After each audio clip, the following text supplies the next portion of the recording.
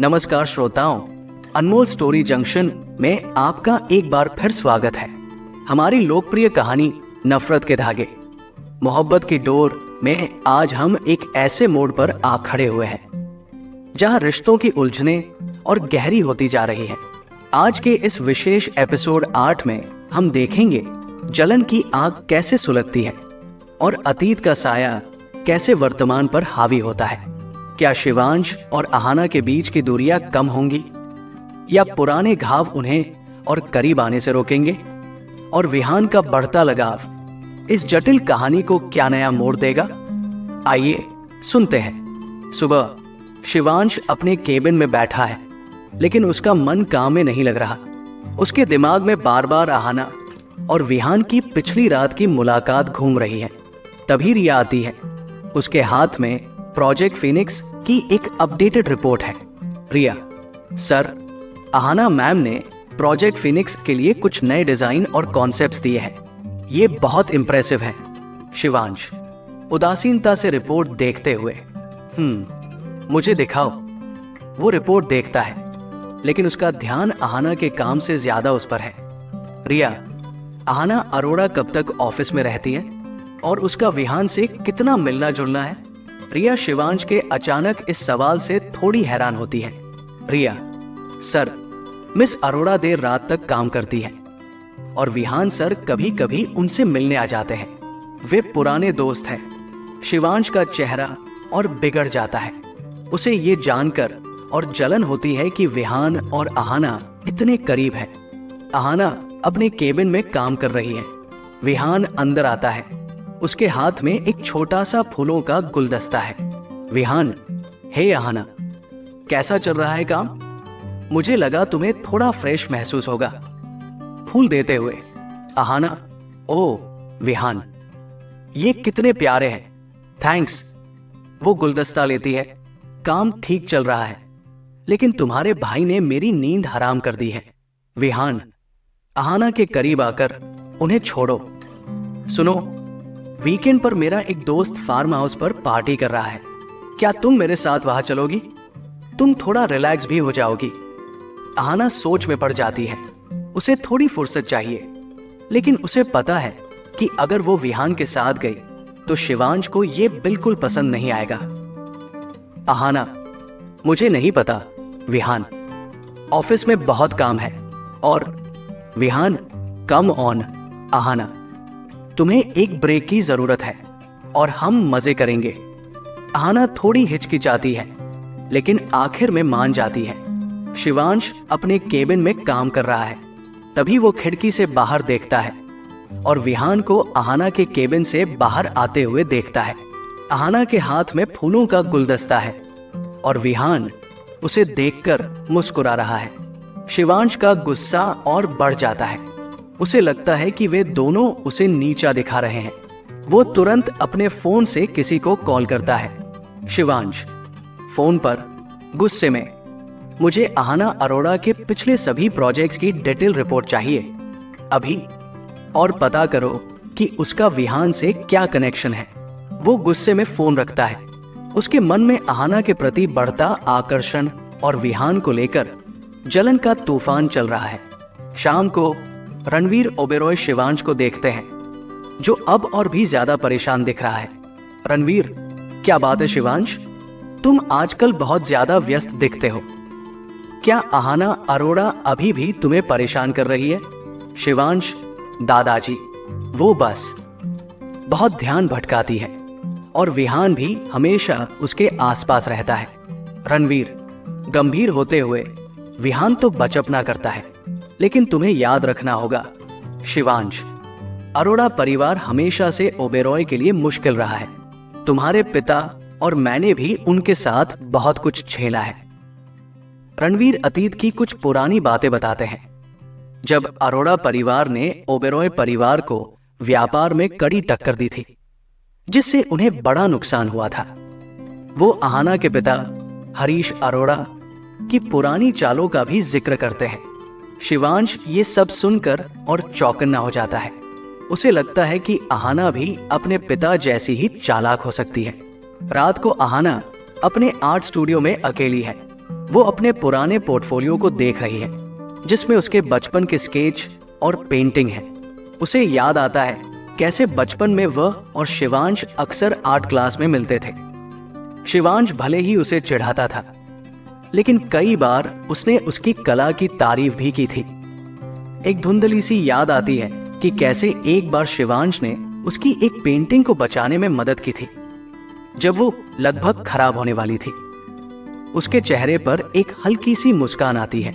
उसे एहसास होता है कि शिवांश हमेशा से ऐसा कठोर नहीं था।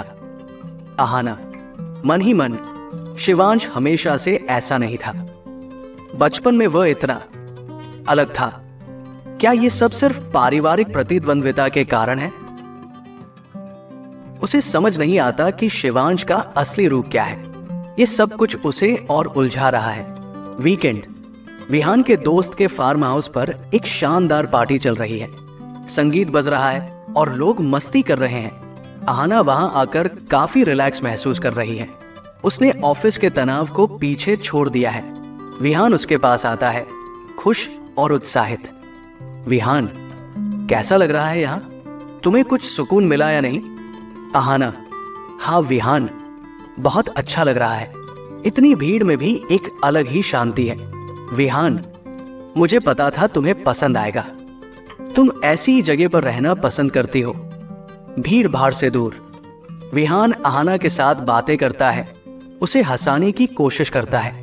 वो उसके करीब आने का कोई मौका नहीं छोड़ता। आहाना को उसकी कंपनी अच्छी लगती है, लेकिन वो विहान के इरादों को भांप रही है। अचानक पार्टी में एक हलचल होती है। दरवाजे पर शिवांश ओबेरॉय खड़ा है, जो कुछ व्यापारिक दोस्तों के साथ वहां आया है। वो आहाना और विहान को एक साथ देखकर चौंक जाता है। उसके चेहरे पर पिछली रात की जलन और गुस्सा फिर से उभर आता है। आहाना भी उसे देखकर असहज हो जाती है। शिवांश, मन ही मन विहान ने कहा था दोस्तों के साथ है, और यहां ये आहाना भी है। क्या ये मुझे नीचा दिखाने की कोशिश है? वो गुस्से से आहाना और विहान की तरफ बढ़ता है। शिवांश, रूखे स्वर में, विहान, तुम यहां क्या कर रहे हो? और आहाना, तुम्हें तो ऑफिस के काम में व्यस्त होना चाहिए था। विहान, भाई, हम बस थोड़े आराम के लिए आए हैं। तुम बताओ, तुम यहां क्या कर रहे हो? शिवांश, मेरे जरूरी व्यापारिक काम है। आहाना को घूरते हुए, कुछ लोग अपने काम से ज्यादा पार्टी पर ध्यान देते हैं। आहाना को शिवांश का ये कटाक्ष पसंद नहीं आता। आहाना, मिस्टर ओबेरॉय, मेरे काम में कोई कमी नहीं है, और मुझे लगता है कि ये मेरी निजी जिंदगी है। उनके बीच माहौल में और तनाव बढ़ जाता है। विहान बीच में आने की कोशिश करता है, लेकिन शिवांश उसे अनदेखा कर देता है। शिवांश पार्टी में अपने दोस्तों के साथ होता है, लेकिन उसकी नजरें बार बार आहाना और विहान पर टिकी होती है। उसे बर्दाश्त नहीं होता कि वे एक दूसरे के इतने करीब हैं। थोड़ी देर बाद विहान को उसके दोस्त किसी काम के लिए बुलाते हैं और आहाना अकेली हो जाती है। शिवांश इस मौके का फायदा उठाता है। शिवांश आहाना के पास आता है, तो मिस अरोड़ा, तुम्हारी ये कलात्मक दुनिया सिर्फ पेंटिंग तक ही सीमित नहीं है, लगता है। आहाना, और आपकी व्यापारिक दुनिया सिर्फ मीटिंग रूम तक सीमित नहीं है, मिस्टर ओबेरॉय। शिवांश हल्का सा मुस्कुराता है। उसकी आंखों में एक अजीब सी चमक है। शिवांश, सच कहो तो तुमने प्रोजेक्ट फिनिक्स पर काफी अच्छा काम किया है। मुझे उम्मीद नहीं थी। आहाना हैरान होकर उसे देखती है। यह पहली बार है जब शिवांश ने उसकी इतनी स्पष्ट तारीफ की है। आहाना, थैंक्स। मैं भी उम्मीद नहीं करती कि आप मुझे इतना क्रेडिट देंगे। उनके बीच की बातचीत में एक अजीब सी सहजता आती है। वे थोड़ी देर तक बिजनेस और कला को लेकर बातें करते हैं, और ये एहसास होता है कि वे दोनों एक दूसरे की क्षमताओं का सम्मान करने लगे हैं। विहान वापस आता है और आहाना और शिवांश को साथ बात करते देखकर चौंक जाता है। उसे जलन होती है। वो तुरंत उनके पास आता है। विहान, भाई, आहाना, तुम दोनों यहां क्या कर रहे हो? शिवांश, हम बस कुछ जरूरी बातें कर रहे थे। विहान, जानबूझकर जोर देते हुए, विहान अहाना का हाथ पकड़ते हुए, चलो अहाना, तुम्हें डांस करने की जरूरत है, ये सब बोरिंग बातें छोड़ो। विहान अहाना को डांस फ्लोर पर खींच ले जाता है। शिवांश उन्हें जाते हुए देखता है। उसके चेहरे पर फिर से गुस्सा और जलन का मिश्रण है। उसे लगता है कि विहान जानबूझकर उसे चिढ़ा रहा है। रात काफी हो चुकी है। अहाना थोड़ी थकी हुई है। वो फार्म हाउस के बाहर खुली हवा में आती है। शिवांश भी वहां मौजूद होता है। शायद कोई बिजनेस कॉल कर रहा होता है। वो अहाना को देखता है। तभी अहाना का पैर फिसल जाता है और वो गिरने लगती है। शिवांश बिना सोचे समझे आगे बढ़ता है और उसे गिरने से बचा लेता है। वो उसे अपनी बाहों में पकड़ लेता है। उनकी आंखें मिलती हैं। एक पल के लिए समय थम जाता है। उनके बीच की नफरत और जलन कहीं खो जाती है और एक अनचाहा खिंचाव महसूस होता है। अहाना हैरान और हल्की सांस लेते हुए, शिवांश, थैंक्स। शिवांश उसे पकड़े हुए, उसकी आंखों में देखते हुए, केयरफुल रहो मिस अरोड़ा। उनके बीच एक अजीब सा सुकून महसूस होता है। ये एक ऐसा पल है जहां वे दोनों खुद को और अपनी भावनाओं को भूल जाते हैं। जलन की आग में तपते रिश्ते, अतीत के साए में उलझे मन और एक अनचाहे खिंचाव की शुरुआत। नफरत के धागे, मोहब्बत की डोर में शिवांश और अहाना के बीच की दूरी कम होती दिख रही है। लेकिन क्या ये सिर्फ एक पल का एहसास है या उनके बीच कुछ और पनप रहा है? विहान का बढ़ता हस्तक्षेप और रणवीर दादाजी की अतीत की बातें, क्या ये दोनों को करीब आने से रोकेंगी या उनके रिश्ते को एक नई दिशा देंगी? जानने के लिए बने रहिए हमारी अनमोल स्टोरी जंक्शन में नफरत के धागे, मोहब्बत की डोर के अगले एपिसोड में। तब तक के लिए सुनते रहिए